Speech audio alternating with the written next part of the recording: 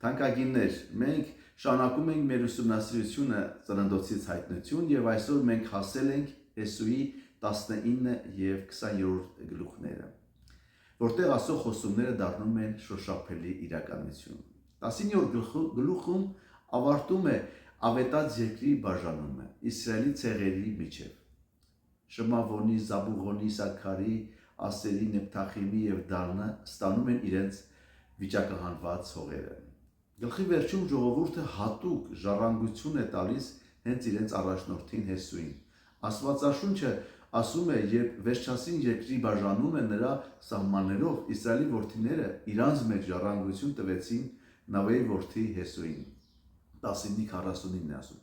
որտեղ է Քրիստոսը այս գլխում, Աստված իր ժողովրդի յուրաքանչյուր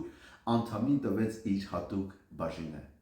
Բայց ամենագեղեցիկ պատկերը այն է, որ Հեսուն, ում անունը եբրայերեն նշանակում է Հիսուս փրկիչ, ստացավ իր բաժինը միայն այն ժամանակ, երբ բոլորը արդեն տեղավորվել էին։ Սա Քրիստոսի սիրո պատկերն է։ Հիսուսը եկավ աշխարհ, իրեն դատարկեց եւ խաչի վրա զոհաբերվեց, որպես նախ մենք ստանանք երկնային ժառանգություն, եւ հիմա նա փառավորված է Բարձրյալի աջ կողմում, որպես մեր ժառանգության լրումը։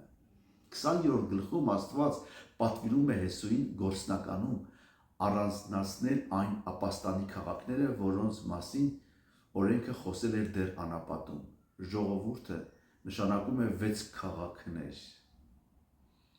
Աստվածաշունչն ասում է, ինչու, որպեսզի այնտեղ փախչեին այն մարդասպանները, որոնք անգիտությամբ եւ հանկարծակի մարդ էին սպանել, եւ դրանք ձեզ համար ապաստան լինեն այրան վրեժխնդրից։ 23-ն է ասում, եթե Մովսեսի օրոք ապաստանի քաղաքները միայն հրաման էին եւ օրենք, ապա Հիսուս Քրիստոսի պատկերի միջոցով դրանք դառնում են իրականություն։ Օրենքը կարող է միայն ասել, որ ապաստան է պետք, բայց Հիսուս Քրիստոսը ինքն է բացում այն ապաստանի դռները, նրա մեջ մենք ունենք իրական պաշտպանություն մեղքի դատապարտության եւ սատանայի հարձակումներից։ Սիրելիներ, այս երկու գլուխները մեզ սովորեցնում են երկու կարևոր բան։ Աստված մեզ համար հատուկ հոգևոր բաժին ու շնորհ ունի պատրաստած Քրիստոսի մեջ։ Դու անտեսված չես, թանկագին, եթե քո անցյալի սխալները կամ մեղքի զգացումը հետապնդում են քեզ, հիշիր, ապաստանի քաղաքի դռները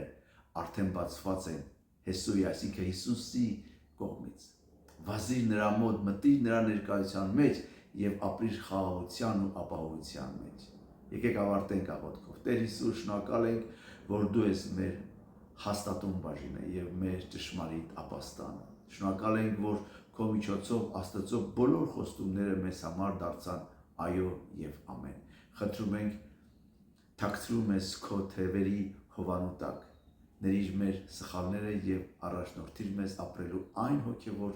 ժառանգության մեջ, որ դու քո սուրբ այրամ գնեցիր մեզ համար։ Ամեն։ Սիրելիներ, եթե այս ուսուցումները օրհնություն են քեզ համար, կիսվիր եւ գրիր մեկնաբանություններում, թե որտեղ տեսար Հիսուսին տվյալ գրքում։ Աստծո կամքով կհանդիպենք հաջորդ գլուխներում։ Աստված օրհնի քեզ եւ քո տունը։ Ամեն։